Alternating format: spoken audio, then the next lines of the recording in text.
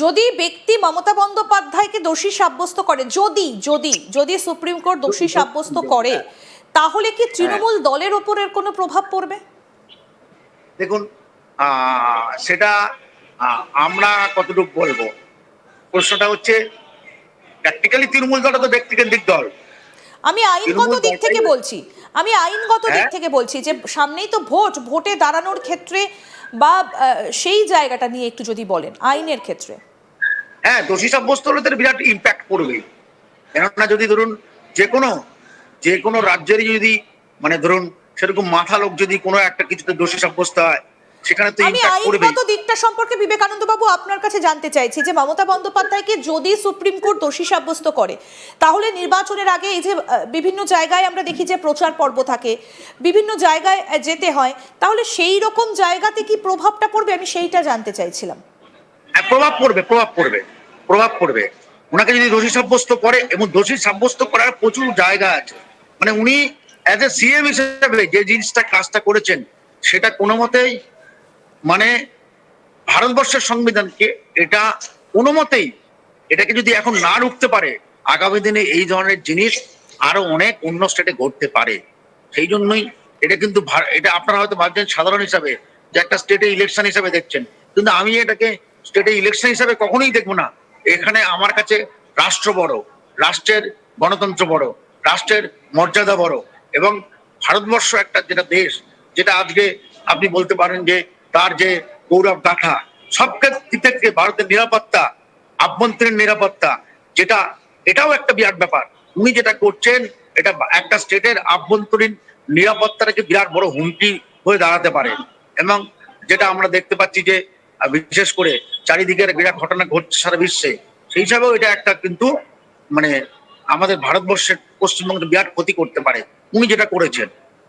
অথবা ওনার কাছে এটা আশা করা ঠিক না যে উনি যেভাবে মানে ক্ষমতার অপপ্রয়োগ করে এখন উনি উল্টো মানে গাইছেন, বলছেন, এটা সম্ভব না। ওনার ওনার দোষী হওয়ার জায়গা প্রচুর আছে, অনেকগুলো ধারায় ওনাকে কেস দেওয়া যেতে পারে। সেইটা একটুখানি আপনার কাছ থেকে জানতে চাই যে ধারাগুলো কি কি দেওয়া হতে পারে এবং সেই ধারায় কি শাস্তি প্রতিবিধান রয়েছে, আইনে কি শাস্তি রয়েছে, ইন জেনারেলি আমি জানতে চাইছি। এখন আইনটা কিভাবে উনি ফেস করছেন, এখন কি কি দেবে, এগুলো আমি এখন বলতে পারবো না, কেন এটা আমার পক্ষে বলা সম্ভব নয়। কোন অ্যাঙ্গেল দিয়ে কোনটা বেশি প্রায়োরিটি হবে, সেটাই যারা দেখছেন তারা এটা করতে পারেন, কিন্তু আমি এটা বলতে পারি না, কারণ সেটা আমার একটু বার আছে, বুঝতে পেরেছেন? আচ্ছা, আমি আপনার কাছ থেকে যেটা জানতে চাই এবার সেটা হচ্ছে যে একজন সাধারণ মানুষ যদি এই কাজটা করতেন, যে ইডির রেড চলাকালীন ভেতরে ঢুকে গেলেন এবং তিনি কিছু জিনিসপত্র নিয়ে বাইরে বেরিয়ে চলে এলেন, সেইখানে দাঁড়িয়ে মুখ্যমন্ত্রী বা একজন সাধারণ মানুষ, আইনের চোখে দুজন মানুষ কি এক, না দুজন মানুষ আলাদা? আইনের চোখে ক্রিমিনাল অফেন্স, এবং সঙ্গে সঙ্গে তাকে কি বলবো যে মানে সঙ্গে সঙ্গে তাকে অ্যারেস্ট করে নিয়ে যাবে, নন বেলেবল অফেন্স। সহজে সে মানে পাবে না ছাড়া, অত সহজে ছাড়া পাবে না, এবং তার অনেক কিছু হতে পারে। সেখানে যদি রাষ্ট্রের কোনো কিছু গোপন কিছু থাকে, যেটা গোপনীয়তার মানে রক্ষা করা জরুরি, সেই ক্ষেত্রে অনেক কিছুই হতে পারে। যে একটা সাধারণ মানুষ যেটা করলেও তাকে সঙ্গে সঙ্গে মানে পুলিশ কাস্টডিতে নেবে, তাকে মানে ফাস্ট ট্র্যাক করে বিচার করে সঙ্গে সঙ্গে জেল করে দেবে।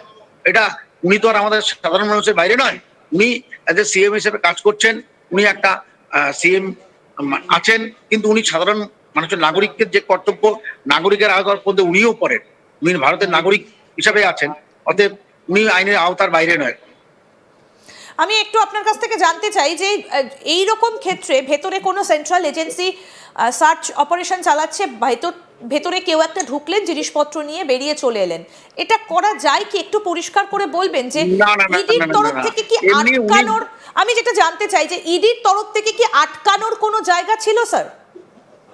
না, ইডি কি বললাম আপনাকে, আমি প্রথমেই বলেছি ওই প্রশ্নটা আপনার।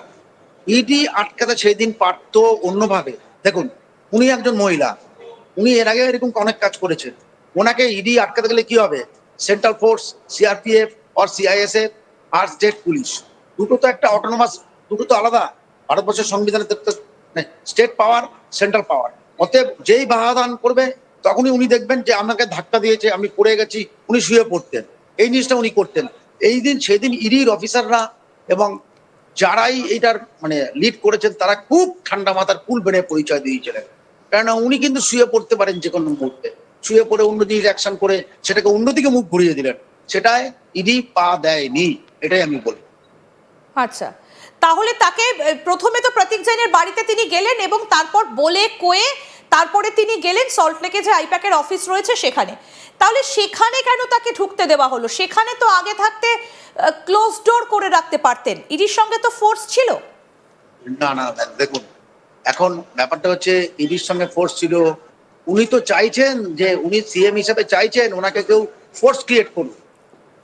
দেখুন উনি একজন মহিলা মুখ্যমন্ত্রী, ধাক্কা লাগলো, ধাক্কা নাও বা লাগলো, পড়ে গেলেন উনি, উনি পড়ে গিয়ে উনি দেখাবেন ওনার পা হাত ভেঙে গেছেন, তাহলে বলতো কি সেন্টার ইডি তাকে জোর করেছে, তাকে ফেলে দিয়েছে, এইরকম ব্যাপার। তাহলে আজকে এই যে ইডির যে টার্গেট, যে রহস্য উদ্ঘাটন করার জন্য কিংবা রেড করতে গেছিল, তাহলে সেটা অন্য খাতে বইতো, সেটা ইডির লোকরা করতে দেননি। কারণ উনি এরপরে অনেক কিছুই করতে পারতেন, উনি করতেনও, উনি করেছেন এর আগে, এরকম অনেক করেছেন। উনি এর আগে আমাদের যে পুলিশ কমিশনার এই কুমার, রাজীব কুমার। রাজীব কুমারের সঙ্গে কি করেছেন আপনি বুঝতে পারছেন না? একজন প্রশাসনের লোককে গিয়ে উনি সেখানে তার বাড়িতে চলে যাচ্ছেন, ধর্নায় বসছেন, এগুলো কোন ধরনের জিনিস? এগুলো এগুলো কোনো এগুলো কোনো মানে কি বলবো, যে একটা মুখ্যমন্ত্রী এগুলো কখনই করতে পারেন না। আইন আইনের পথে চলবে। আর শুনুন, দেশকে বাঁচাতে গেলে, সংবিধান বাঁচাতে গেলে, জুডিশিয়ারি যদিও আমাদের কনস্টিটিউশনাল ডেমোক্রেসিতে জুডিশিয়াল সুপ্রিমেসি নেই, কিন্তু জুডিশিয়ারিকে আপনাকে মানতে হবে। জুডিশিয়ারি না বলে তো সবাই তো যা যা করে যাবো আমরা। সেই ক্ষেত্রে একজন প্রধানমন্ত্রীও যা আছেন, একজন সাধারণ নাগরিকতা আছেন। হ্যাঁ, এই হচ্ছে ঘটনা। কিন্তু এখন প্রশ্ন হচ্ছে, ইডি তো যে জায়গাগুলোতে তদন্ত করে মানি লন্ডারিং অ্যাক্ট, পিএমএলএ, তাহলে কোনো হ্যাঁ, হ্যাঁ। রাজনৈতিক দলের অভ্যন্তরীণ বিষয়ে নাক গলাতে পারে না ইডি। এই কথাটা কিন্তু হ্যাঁ, খুব স্পষ্ট করে গতকালও বলা হয়েছে যে ইডি কোনো রাজনৈতিক দলের অভ্যন্তরে নাক গলাতে পারে না। মানি লন্ডারিং এর যদি কোনো বিষয় থাকে তাহলে সেখানে ইডি যায় তদন্ত করতে। যদি আইপ্যাক দোষী সাব্যস্তই হয়ে থাকে তাহলে কেন সব ডিরেক্টরের বাড়িতে একসঙ্গে ইডির রেডটা হলো না? তাহলে কেন বেছে বেছে সল্টলেকের অফিস, প্রতীক জৈনের বাড়ি, এই রকম জায়গাগুলো দেখুন, বেছে বেছে কেন আমি গেল বলছি, তাহলে রেড করতে? আইপ্যাক অনেক কাজ করেছে গত 21-এর ইলেকশনে, আমরা পরে শুনেছি। আইপ্যাক আইপ্যাক যেটা গড়িত কাজ করেছে সেটা হচ্ছে এসএআর করার সময় ইলেকশন কমিশনের ভিতরে এমন এমন কিছু তথ্য হাতানোর চেষ্টা কিংবা হ্যাক করার চেষ্টা করেছে।